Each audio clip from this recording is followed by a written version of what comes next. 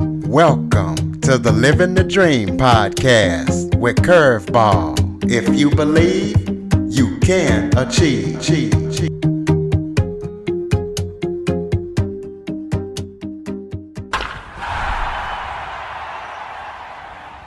Hello and welcome to another episode of Living the Dream with Curveball. I am your host, Curveball, and today I am joined by author Jacqueline Wales. We are going to be talking about her book, Fearless Factor, and she is going to show us tools that will help us overcome fear and uncertainty. Jacqueline, thank you so much for joining me today. Truly my pleasure. Thank you for the invitation. Absolutely. Why don't you start off by telling everybody a little bit about yourself and who you are and give a little bit of background on yourself? Yeah, I'm the author of three books, a semi-autobiographical novel, When the Crow Sings, the first Fearless Factor book called The Fearless Factor, and the second Fearless Factor, which is The Fearless Factor at Work. And I am a coach and consultant dealing primarily in helping executives and others develop their self confidence, overcome the fears and barriers that are getting in the way of them becoming the best person that they can be. And in shorthand, I like to say I help people be better versions of themselves. And I'm frequently asked, how did you come to get involved in this whole situation with fear? Because let's face it, it is a common problem. And right now, when we're in the pandemic, it's even more of an issue for so many people because clearly things are very uncertain. Things are definitely not a comfortable situation at all. So I came to this primarily because of my own life experience. I grew up in a very difficult home with a great deal of violence and alcoholism and a lot of reasons why my self-esteem was basically rock bottom for a very long time. And so I had to kind of climb my way out of my own dysfunctions, if you like, and figure out how to live a better life. And I did that by writing books, making music, traveling the globe, doing all kinds of interesting things. And I like to say that most people live their life vertically. They get a job and they work their way up the ladder, and they get their promotions and all the rest of it.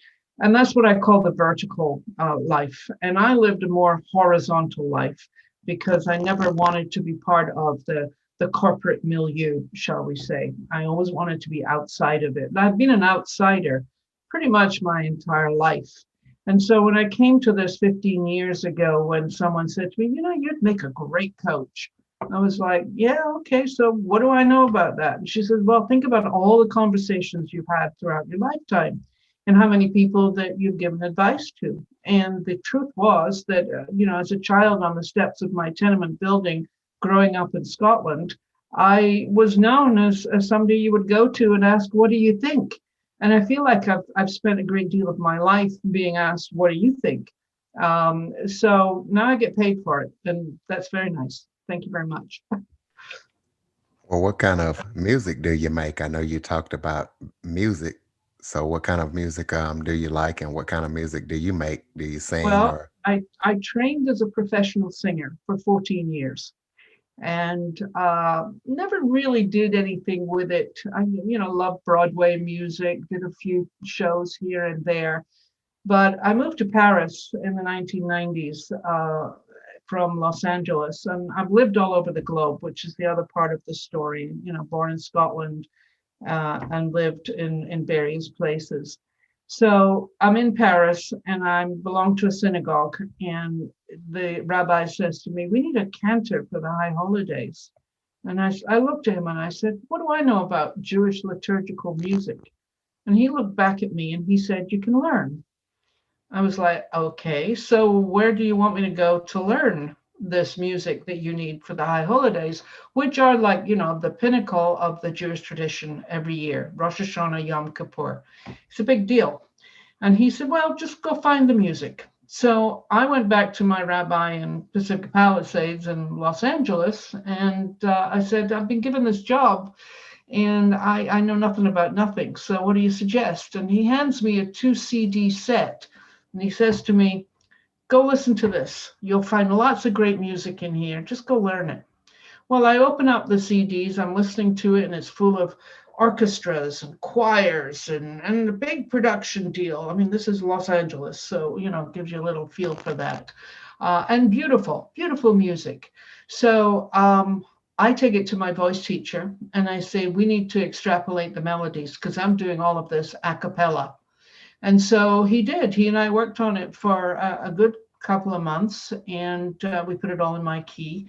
And so, truly, for 3.5 months, I ate, slept, and breathed Jewish liturgical music until I showed up for my first high holiday service, which was a Rosh Hashanah, and I performed for the congregation.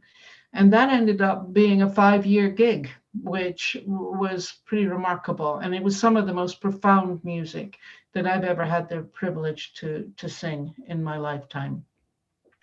So music pieces is a piece. I made a CD at one point in my life too, and it was fun, but at this point it's kind of like a dabble compared to what I've been doing for the last 15 years.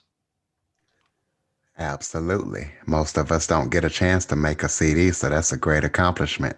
Thank you. Describe your definition of fear factor.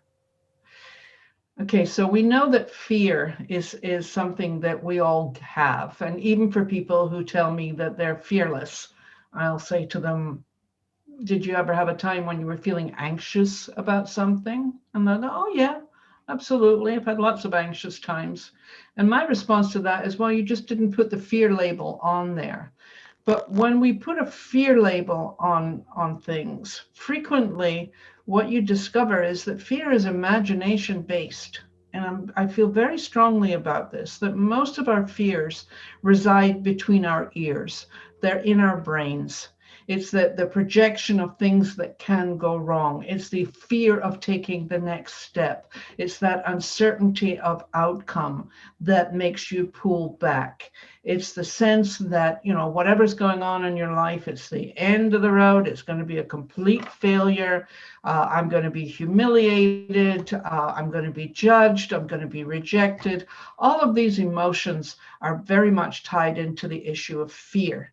And so the fearless piece is really about having the courage to step beyond the place where you are uncomfortable. And I tell my clients all the time, get comfortable being uncomfortable because it's the only way in which we will change.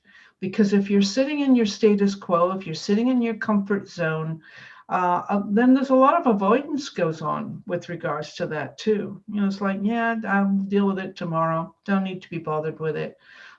So how do you step beyond that piece that says, I have no idea what's going to happen? Now, I have a story in the first Fearless Factor book where I say there's 4 women standing at the entrance to a jungle, and they're all talking about if they take this journey, the other side of it is going to be brilliant. They're really going to find themselves. They're going to have so much more confidence and so forth. But at the same time, they're thinking about all the creatures that they might meet on this jungle path. They might think about all the accidents that they could have along the way. So the question then is, how many of them decide to take the journey? And the answer is none, because they can't be certain of the outcome. And this is where most people get held up. They want certainty in an outcome. And that's not the way life works. Life works when we take risks. We achieve when we take risks, when we stretch ourselves, when we grow beyond what we call our comfort zone. And to be honest with you, I would not be sitting here talking to you today if I hadn't crossed the bridge, many, many bridges along the way in my own life to develop confidence, credibility, know that I have a certain amount of authority in all the things that I've done, and really claim ownership. And that's a big piece for me in teaching my clients how to take ownership of your skills, your talents, of who you are and how you're walking through the world.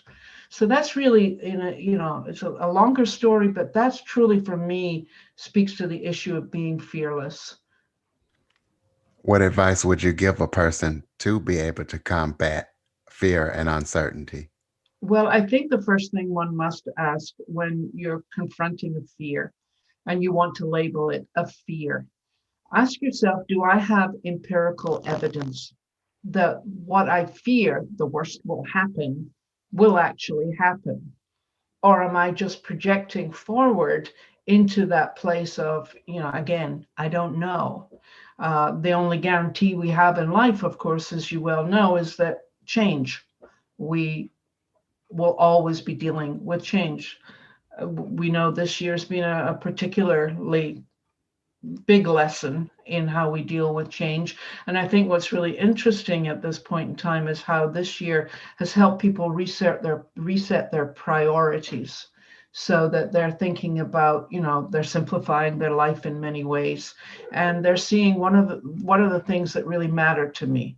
So, family, of course, is a big one as far as that's concerned. So, there is that piece to it. So the advice I would give people is really challenge your fears, challenge the internal dialogue that's going on, because frequently you have what's called the yada, I call it the yada yada radio. You've got all this negative talk going on. And if you listen to that negative talk, you have to ask yourself, who's doing the talking? Because frequently a lot of our fears and insecurities are planted at a very early age, and they become a part of our character. It is who we are. So I think that's a big piece right there to consider when confronting your fears. What is the biggest fear for some people? Failure. Hear it over and over and over again. I'm afraid of failing. And what I like to say is we're all failing our way to success. And that's a big piece right there, is that failures are simply an expectation or a decision that didn't come out the way that you had planned for or thought about, for that matter.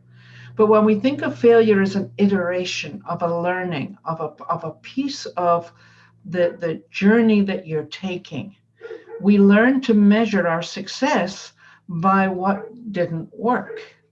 So it's almost like it's two sides of the same coin. And I meet people all the time who are just as afraid of success as they are of failure.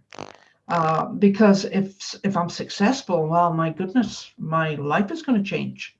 Well, duh, yes, it will, and hopefully for the better. But I do meet people who are afraid of success, and so they diminish themselves and they play small and they self sabotage is another piece of that. So the biggest fear that I come up again, and I've heard it when I'm on the speaking platforms, I hear it from my clients, is that fear of failure.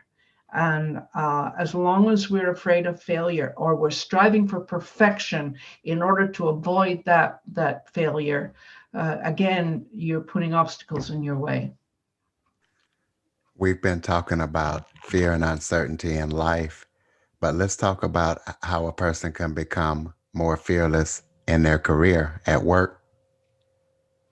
It's a very good question. And a lot of it, I'll talk about women for a moment. A lot of it is getting past the imposter syndrome. I'm not credible enough. Credibility is a huge one in the workplace. The confidence to ask for what you want, the confidence to have a conversation that you may disagree with someone, but you're willing to step up and share your opinions. You're sitting in a meeting, and this is for men and women, and somebody's dominating the meeting, and you might have a good idea, but in your head, you're going, well, that's a stupid question, so I'm not going to go there. Well, being fearless is simply saying, this might be a stupid question, but I'm going to ask it anyway. Or you're sitting in a meeting with someone and you're having a difficult conversation. And so you have to be able to step it up and explore, be curious. One of the things I talk about in the Fearless Factor at work is the essence of being curious, because we as adults stop asking questions. because we're told at a certain point in our lives that you're being nosy, or you ask too many questions and so on and so forth. But the asking of questions becomes a really critical piece, and it is a big piece of my book too, that at the end of every section there's a lot of self-reflection that goes on with the questions that I'm asking. So be willing to confront your own insecurities. Be willing to ask yourself the hard questions about, why do I believe what I believe? Why do I think that somehow I don't have anything to contribute? So in the workplace, there will always be people with a loud voice. There will be always be people who are aggressive and pushy and all the rest of it. And if you're the type of person that absolutely just wants to keep your head down and get on with it, the opportunities that you're missing are huge. And it's simply a matter of having that conversation, of being willing to say, help me understand, or tell me more, or what is it that I'm missing here that I need more of? I instructed one of my clients one time to go in and ask her boss, what can I do that would help you do your job better? And she looked at me with great surprise and said, I can do that? I said, hell yeah, you can. And I think that he would appreciate it, or she would appreciate it if you did that.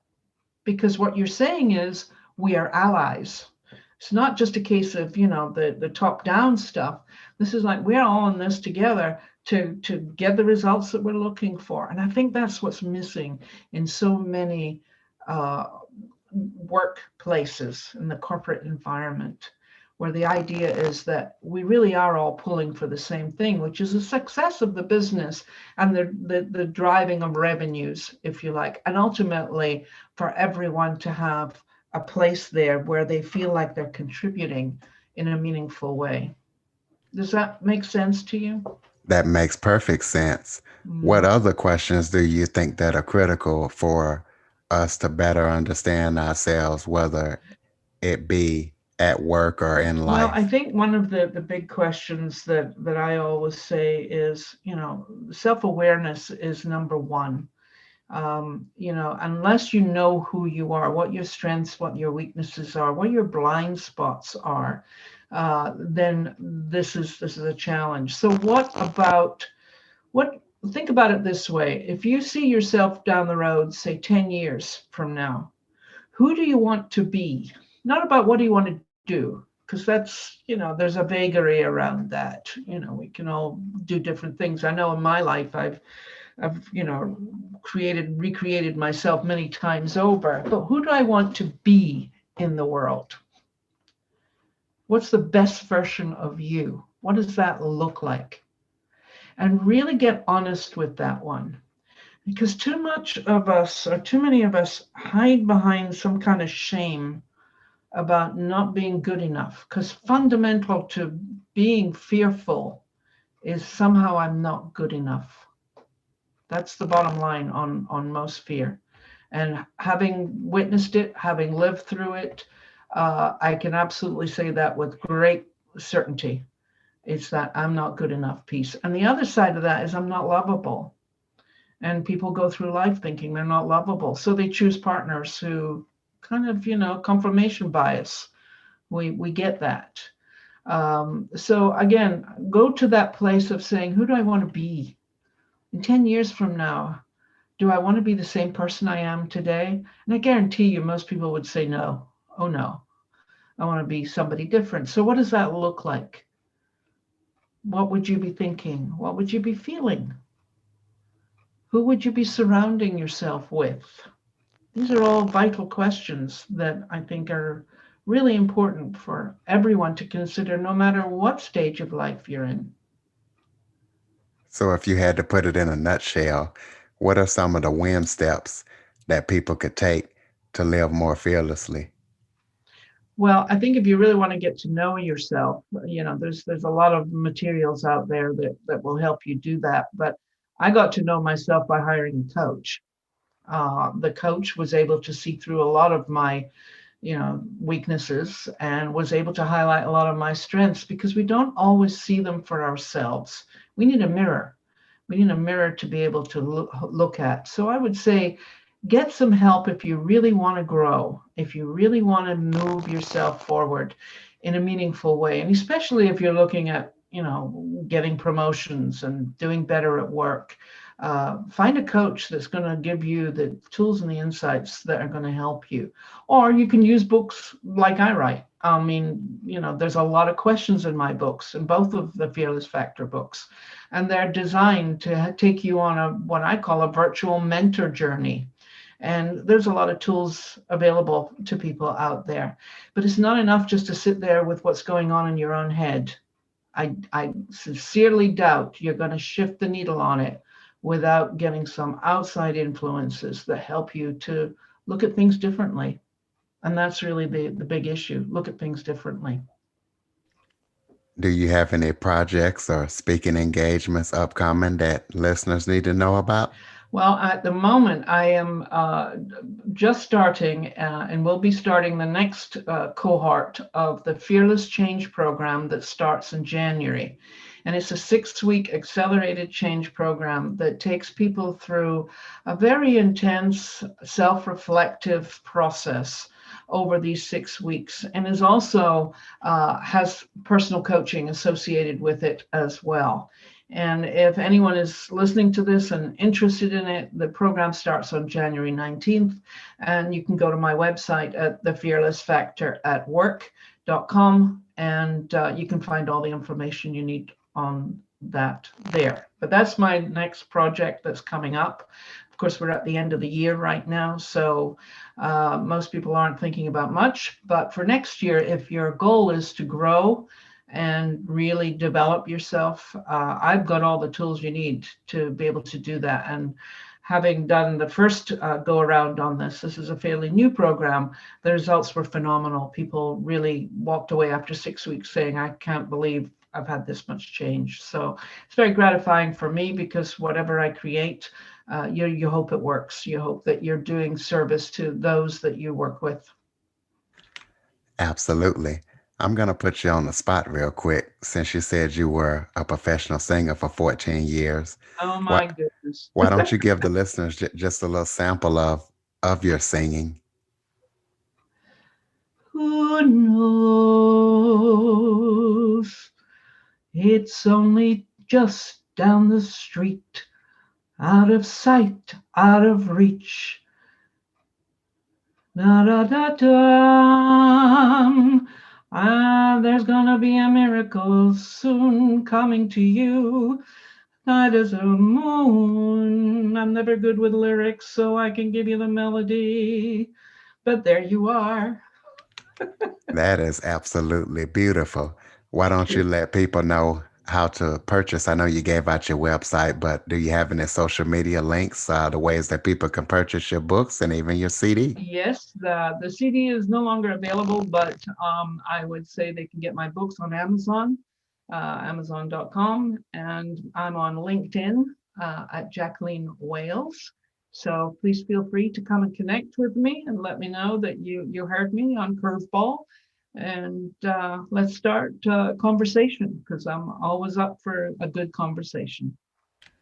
Absolutely. And go ahead and give out that Fear Factor website one more time. It's www.thefearlessfactoratwork.com. And if you don't get a copy of my book for some reason, and then they've got a Kindle version, it's quite cheap. But here's the thing: on my website, there is the excerpt on the website on fear. And I want you to go download it, because it's got some great information in there that'll help you with whatever you think is going on. Ladies and gentlemen, Jacqueline Wales, thank you so much for joining me today. Thank you, Curveball. It's truly been a pleasure. And listeners, be sure to rate and review after listening to the show. For more information on the Living the Dream podcast, visit www.djcurveball.com. Until next time, stay focused on living the dream.